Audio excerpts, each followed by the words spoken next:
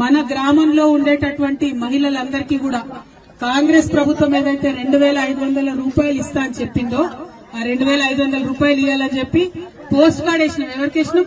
సోనియా గాంధీ గారికి వేసినాం. రాహుల్ గాంధీ కాదు, సోనియా గాంధీ గారికి వేసినాం. సోనియా గాంధీ గారికి పోస్ట్ కార్డ్ వేయడం ఎందుకు? ఎందుకంటే ఇవాళ మన రాష్ట్రంలో ఉన్న ముఖ్యమంత్రి రేవంత్ రెడ్డి గారు ఆయన తెలంగాణలో తక్కువ ఉంటాడు, ఢిల్లీలో ఎక్కువ ఉంటాడు. ఆయన ఇక్కడ ఉండనే ఉన్నాడు, ఎప్పుడు ఫ్లైట్ లోనే ఉంటాడు, ఢిల్లీలోనే ఉంటాడు. కాబట్టి ఆ ఢిల్లీ పోయినప్పుడు సోనియమ్మ అన్న చెప్తే ఇక్కడ మన కాకునూరు ఆడబిడ్డలకు రావాల్సిన డబ్బులు 2,500 ఇస్తారని చెప్పి ఒక ఆలోచనతో సోనియా గాంధీ గారికి మరి మనం ఇవ్వడం జరిగింది. మరి ఇవాళ మీ అందరికి ఒక లెక్క చెప్పాలి. లెక్కలు ఇష్టమేనా మీకు? అర్థమైతాయా?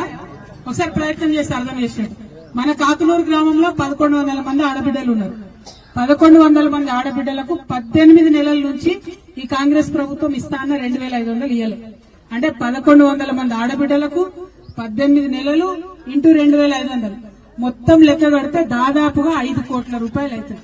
అంటే ఒక్క మన కాకునూరుకే రేవంత్ రెడ్డి గారు అప్పువటదంత 5 కోట్ల రూపాయలు. ఎవరన్నా రేవంత్ రెడ్డి గారు బొమ్మ పెట్టుకుని మీ దగ్గరకు వస్తే ఏం అడుగురి?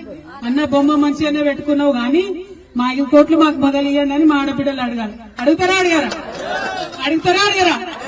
ఇక చిన్న చిన్న పిల్లలు ఉన్నారు, 18 ఏళ్లు 17 ఏళ్లు ఇప్పుడిప్పుడే degree college first year second year పోతున్న వాళ్ళు ఉన్నారు.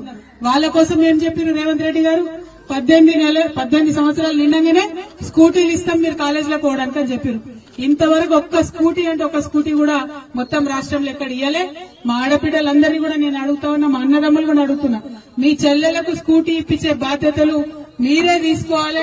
ఖచ్చితంగా ఎక్కడికక్కడ స్కూటీల కోసం అడగాలని కూడా నేను కోరుతా ఉన్నా.